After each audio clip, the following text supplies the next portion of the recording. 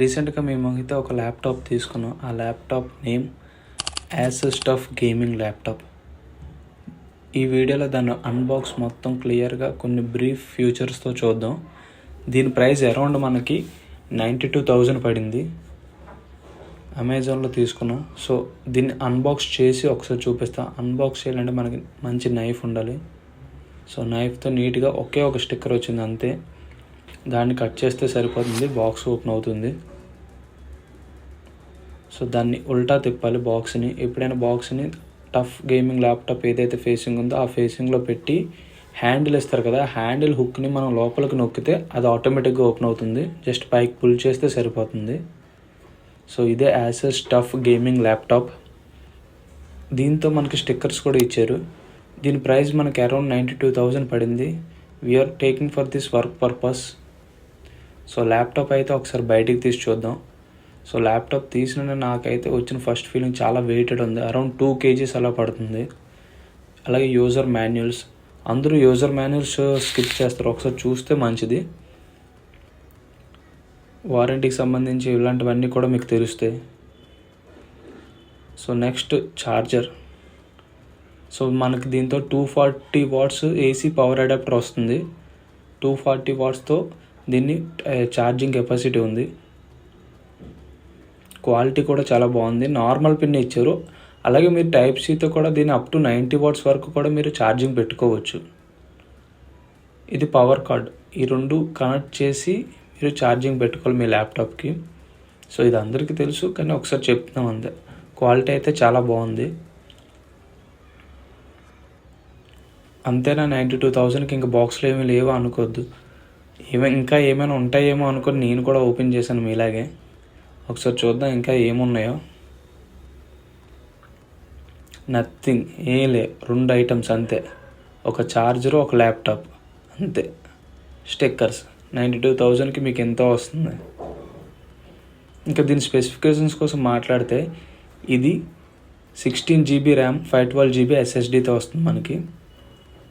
అలాగే 8 GB graphic కార్డ్తో కూడా వస్తుంది. ఎన్విడియా 8 GB గ్రాఫిక్ కార్డ్తో వస్తుంది మనకి, RTX 4050తో. ఇప్పుడు ల్యాప్టాప్ అయితే ఓపెన్ చేద్దాం. చాలా వెయిటెడ్ ఉంది.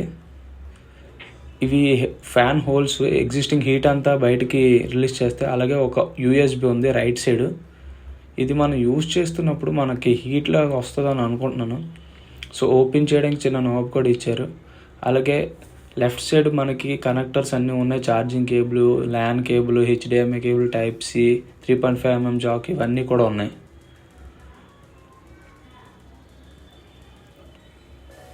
ఓకే, ఇప్పుడైతే దీన్ని ఓపెన్ చేసి చూద్దాం. ఏదైనా సరే కొత్త ప్రోడక్ట్స్ ఓపెన్ చేస్తే ఆ ఫీలే వేరే ఉంటుంది. ఇట్స్ లుక్ ప్రీమియంగా ఉంది. పట్టుకొని పైకి పుష్ చేస్తుంటే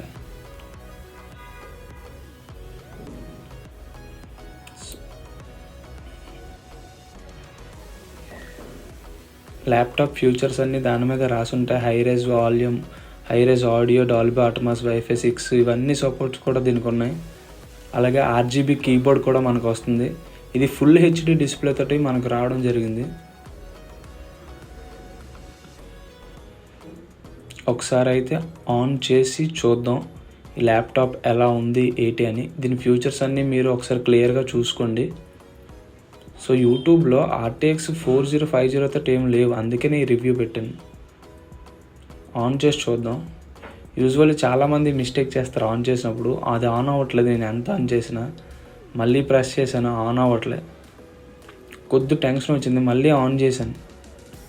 మళ్ళీ ఆన్ చేసినా సరే అది ఏం రెస్పాండ్ అవ్వట్లేదు. సో రెస్పాండ్ అవ్వకపోతే చిన్నగా భయం స్టార్ట్ అయింది. సో చాలామంది అలా మిస్ అవుతారు. దీనికి ఛార్జింగ్ లేదు. మనం నీట్గా పవర్ అడాప్టర్ కేబుల్ కనెక్ట్ చేసి ఛార్జింగ్ పెడితే ఇది ఖచ్చితంగా ఆన్ అవుతుంది. ఆన్ అవుతుందని నేను అనుకుంటున్నాను. ఒకసారి ఓపెన్ చేసి పెట్టి చూద్దాం. లేకపోతే రిటర్న్ కూడా ఉండవు, వీటికి రీప్లేస్మెంట్ మాత్రమే. ఇది మీరు మైండ్లో పెట్టుకోండి.